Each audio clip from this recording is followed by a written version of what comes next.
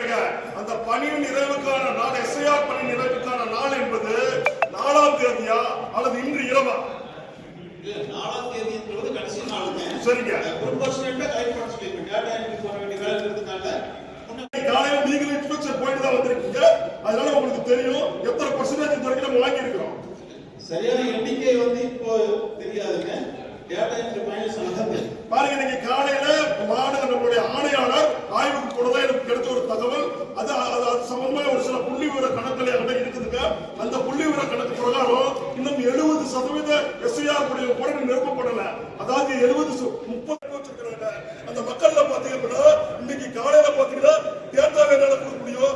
எங்களுடைய கோட்டத்தில் 70% கூட எஸ்ஐஆர் முடியும். இந்த டேட்டா என்ட்ரி ஆகல.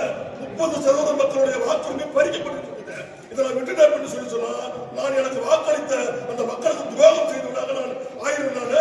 அதனால நான் இந்த நேரத்தில் இங்கே உள்ளிருப்பு போராட்டத்தில் அமர்கின்றேன். 2 கோரிக்கை தீர்மானமா இந்த மாநகராட்சி நிறைவேற்றி கொடுத்தால்தான் இந்த அவையை விட்டு நான்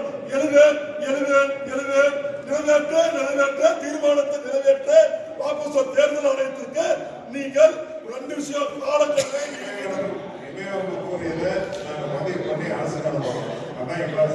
அதுதான் தீர்மானம். இந்த